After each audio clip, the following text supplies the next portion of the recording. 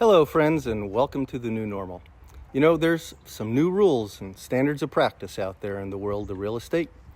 Used to be that the seller typically paid the commissions to both the seller's broker and the buyer's broker, but due to recent litigation now, the new rules are that the seller pays the seller's broker and the buyer pays the buyer's broker.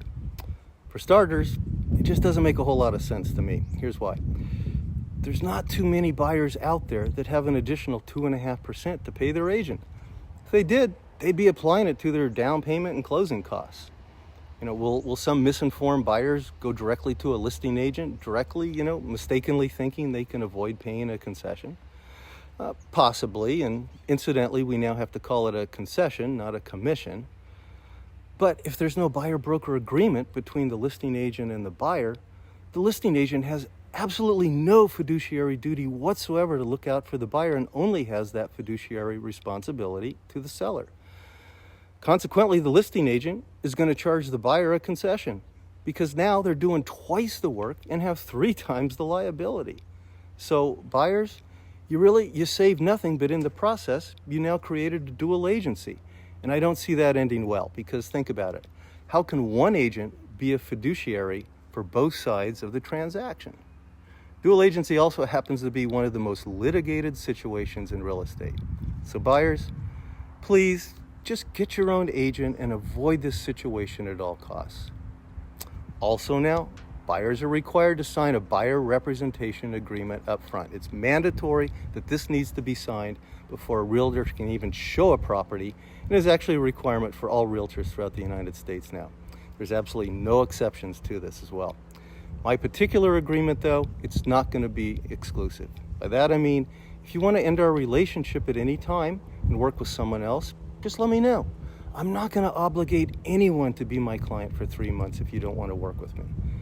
Now, you can imagine, though, the awkward position it puts realtors in if there's not an established relationship with a buyer already. And say an agent puts a document in front of a buyer they're meeting for the first time and says, sign this or I can't show you this house. I think it's kind of silly, but it also happens to be the law and the way things must now be done. I believe that ultimately, though, buyer's agents acting as a fiduciary have an incredible responsibility and value, to ensure that all the new rules are adhered to and proper representation and guidance throughout the entire home buying process is given to the buyer. In all this, believe it or not, there's actually some good news, though. It is my belief, and I'm actually seeing it firsthand, that the vast majority of sellers will continue to offer a buyer's broker a concession, which is exactly how it used to be done. That will be facilitated by including a simple one-page form with an offer that just requests the seller to pay the buyer's broker. We're still going to get from point A to point B, but we're just going to take a slightly different path than before to get there. And also, this is important, if you attend an open house without your agent present, you're most likely going to be required to show you that representation agreement with your agent or sign another one with the agent that is holding the open house. That in itself could put a buyer in a position of potentially being responsible for paying 2 concessions. And that to me is just a bad day waiting to happen.